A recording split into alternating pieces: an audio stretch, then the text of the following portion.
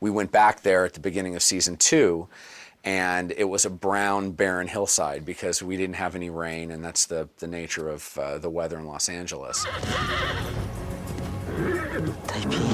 And fortunately, we found a ranch up towards Ventura that had an irrigated pasture that they kept green year-round, and that ultimately became the location for all of the feudal Japan work. The icing on the cake was the addition of the Japanese cherry blossoms.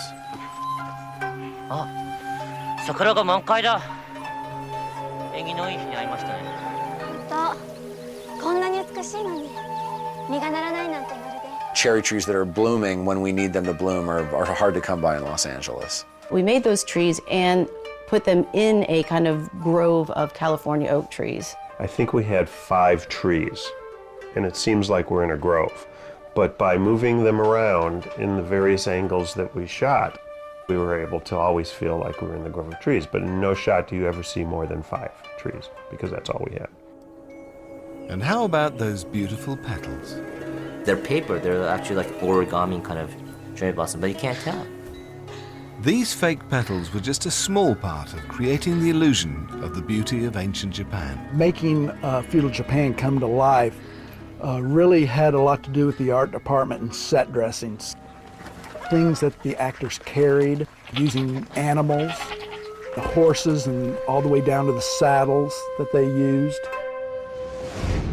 Feudal Japan is one of my favorite visual times, so for me it was really exciting to be able to go into that world, and you know, just the idea of having all this armor and masks. I love masks so much. The masks were incredibly important to keep a sense of wonder and mystery with the characters. And we had the opportunity to use that with the Kanzai reveal. That was a very, very powerful reveal. Huh? This is a reproduction musket of what the Japanese used in that time period.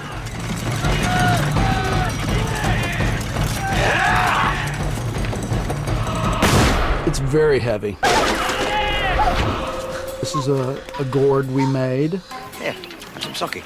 It'll brighten your day. No, forget sake! This is the knife that he cut his arm with.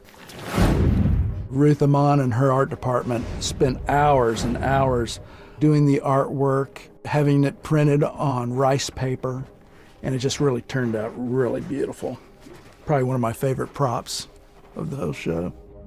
With Whitebeard's encampment, it took, you know, obviously the art department designing it, but also working with visual effects and how we're going to extend this set. Whitebeard's camp is really shot out at a farm in Ventura that looks nothing like Japan. We spent an entire day down at this farm with about 30 extras. We had people coming in and out of tents, we had people walking through with horses, we had guys in samurai outfits, and we were able to take all those little pieces and put them into the map painting. So if you're watching the show on television, you may not realize the amount of detail that's there, but because there's movement, because there's flags that are waving and people moving around, you buy that, oh yeah, there's a real camp down there. It never occurs to you that it's just a grassy field.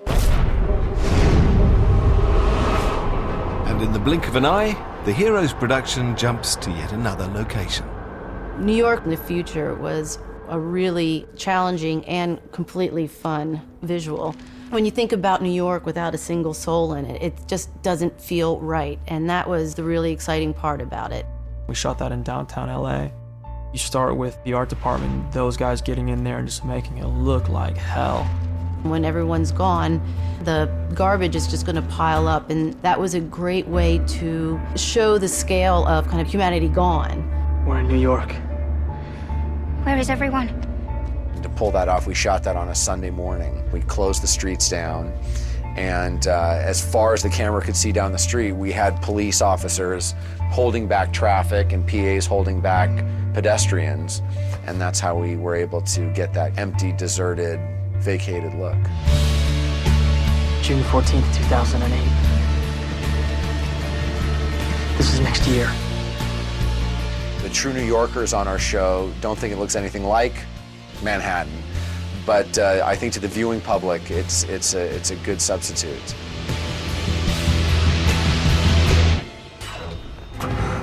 Next time on Heroes, Grab it on the ground! Get on the ground now!